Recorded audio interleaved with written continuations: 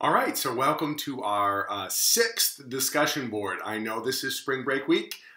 This is all optional. The whole point of this was so that we have some routine and some rhythm. I know some of you have been posting things like, I'm really struggling to wake up in the morning without my routine. I can't go to the gym quite the same way. I don't have my routine. I don't have folks around, classes and schedule at the same time. I don't have my routine. Can you notice the pattern there? I don't have my routine.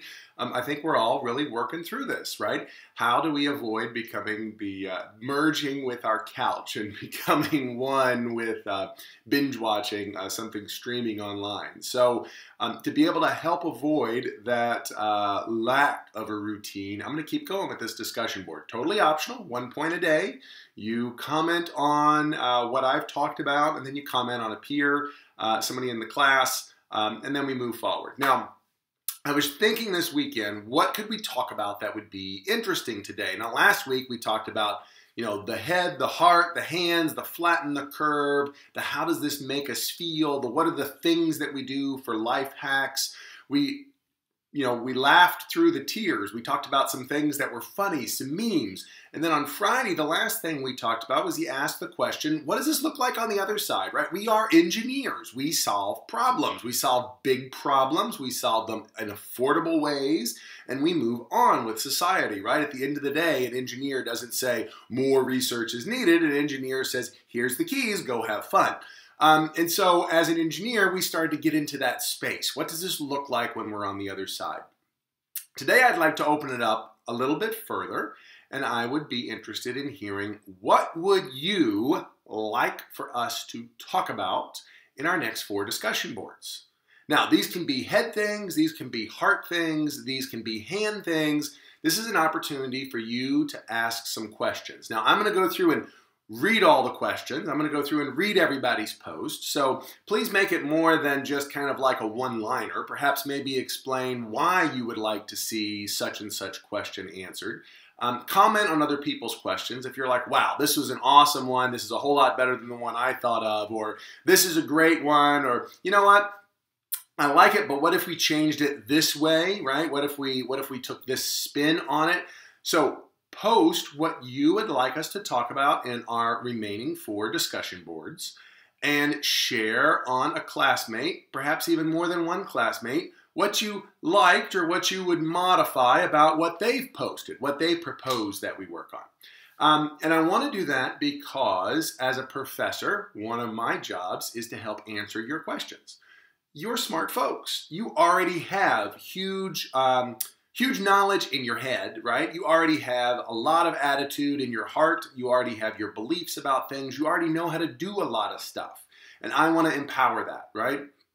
Remember, I always teach my classes starting with Albert Einstein's famous quote. I never try to teach my students anything. I only try to provide an environment in which they can learn. I also like Albert Einstein's other quote, if I had an hour to solve the world's most complicated problem and I really needed to work on it, I'd spend the first 50 minutes trying to understand the problem and the last 10 minutes coming up with a solution. So we've got a huge, big problem in front of us, and it would be important that we spend the first 50 minutes figuring out what is the problem, what's the nature of it. If we think about the engineering design process, the very first thing we do is we come up with a definition of the problem. We think about talking with our stakeholders about what the problem is. We come up with what are some of the criteria we would use to judge solutions to the problem. We look at things like, the social stability, the cultural appropriateness, the long-term economic viability, what it'll do to the planet. We have to think through all this stuff. And that's what we do as engineers when we solve problems. We don't just simply grab the first thing and rush to it. We've got to think about this broader. Let me give you a concrete example of what I'm talking about. A lot of folks have gotten super excited about talking about this social distancing, right? And I've seen some interesting things that have played out online and talking about it. And it's kind of interesting because it gets my mind, kind of thinking as an engineer, right? Now, we want to do social distancing to flatten the curve. That makes sense. All right, if everybody gets sick at the same time, that everybody needs our acute healthcare systems at the same time, that's a problem because there's only so much acute healthcare capacity. So we socially isolate to flatten the curve so that we have a less intense peak of people getting sick all at one time. That's good. I get that. That totally makes sense, right? Now the question is, how do we accomplish that? Well, one way is we say to people like, well, let's close down some schools. Let's not gather in large groups, right? Now we look at these numbers that are coming out every day in terms of how many people are sick. And we're looking at these kind of social distancing methods and we're like, well, we've done it for a couple of days and the thing's not slowing down. Okay, I hear you, And so therefore we've got to do them more. Okay, I hear you. Here's my question. How long between the time you got infected and the time that you show you're sick? Right? Like, it's not like you get infected with the virus one day and you show up sick the next day. This is actually taking some substantial time, right? And the numbers are everywhere from like, I've seen numbers of like 2 or 3 days to like 14 days. I've seen numbers that say some people never show symptoms or some people show very mild symptoms and you really have to kind of ask them good questions to know whether they're actually sick or not. So let's think about this. If we've put social distancing in place, if we've closed down universities and schools, and we've done that, and now we're going on, somewhere between 5 and 7 days that we've really started to do this. In some cities, some big areas, we've done it more. We've done the whole shelter in place. We've already started to do that for a couple of days. It's not surprising to me that we would still see an exponential increase in cases.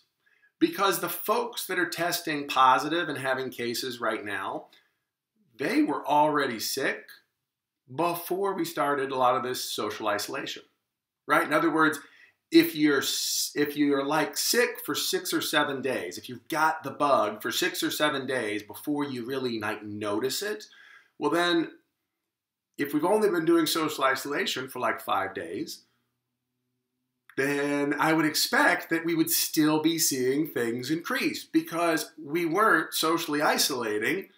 These folks that are showing up sick now were sick. They were getting exposed before we started social isolating. So I don't know, how long does it take between when we've put these measures in place and when we start to see the curve flatten? That's an interesting question to discuss. Because there's some folks that are saying like, well, why keep doing this social isolation? The curve isn't slowing down. Well, okay. Should it have been slowing down already yet? Or are we kind of, missing the point of what we're doing? Another question I have, I see folks saying, please, please, please, please, please stay in, don't go out, have nothing to do with anybody else. And I think, okay, I hear that. That is extreme social isolation, extreme shelter in place, and I understand that. The rationale being, please don't overwhelm our healthcare system. You need to stay in. Folks are showing more and more of these memes of kind of like the matchstick meme, right? Where, if only one person would just step out of the line, then all the people behind wouldn't be infected. And I totally get that. I understand it. But I'm left kind of scratching my head because there's also this thing called herd immunity, right? In other words, we actually have illnesses that pass through our population all the time.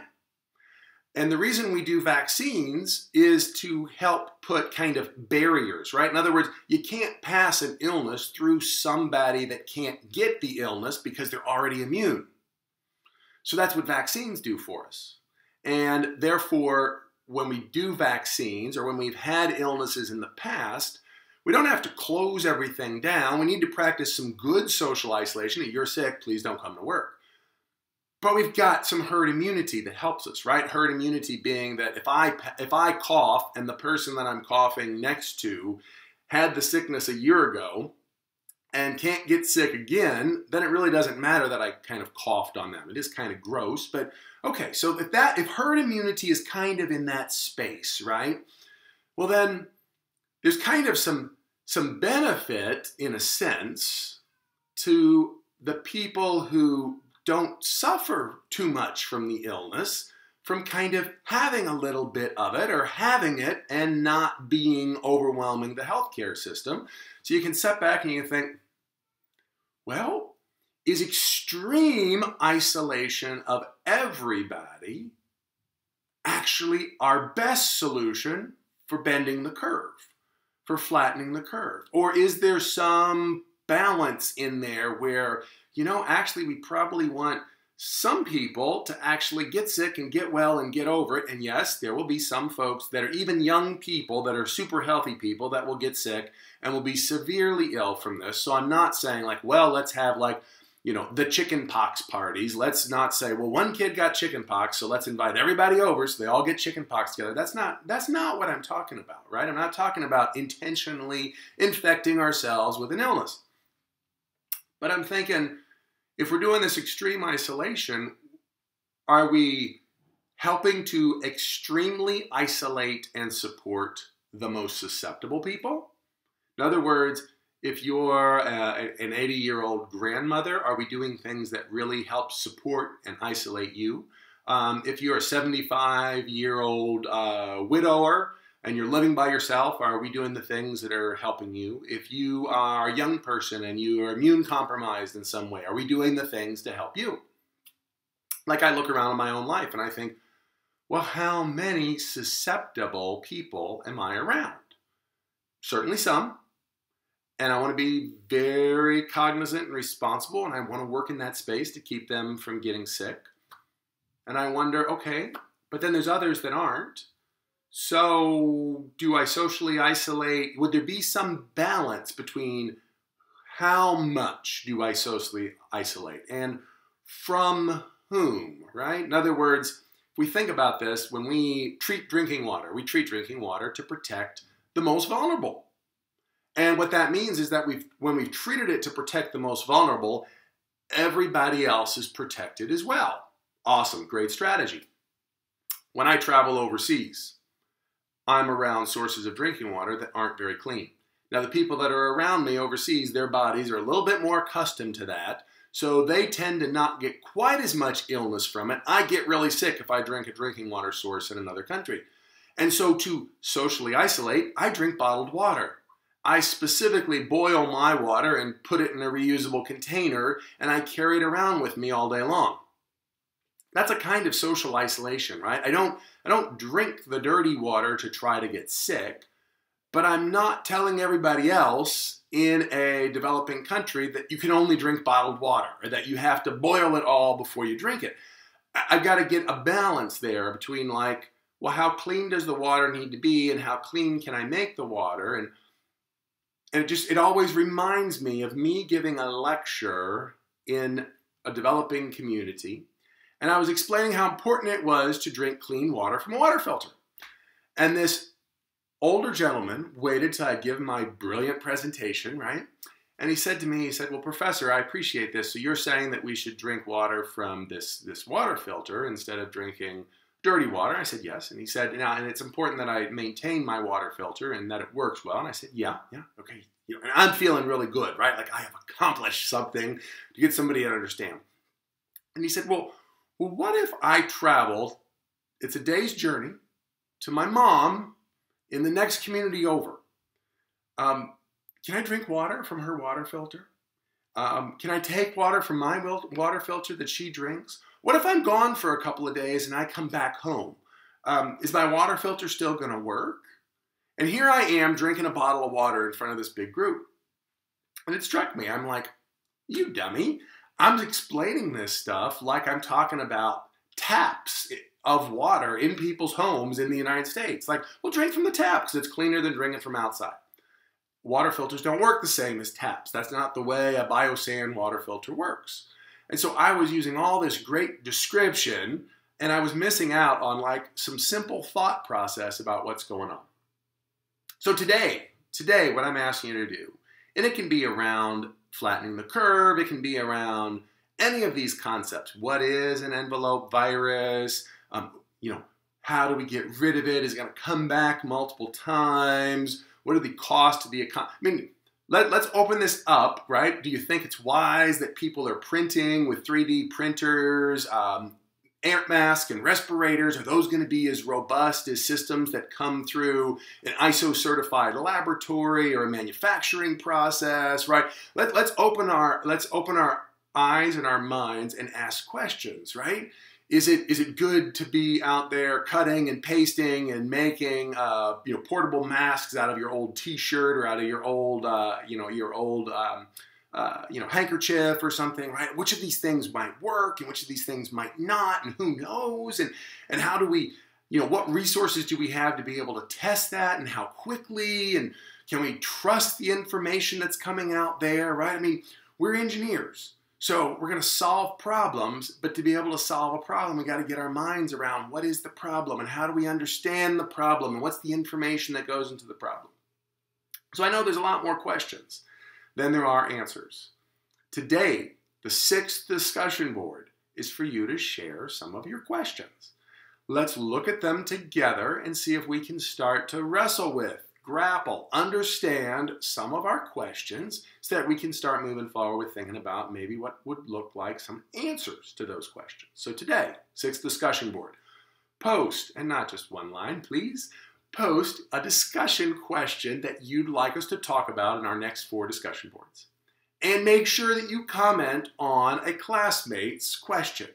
What if they, what's good about their question? What would you amplify or add to their question? Let's all move ourselves forward into the space of defining this problem, whatever this problem is that we're dealing with, thinking it through, coming up with some good questions to ask so that when we get some answers, we can start moving forward with better understanding. All right, have a great day. Enjoy discussion board number 6.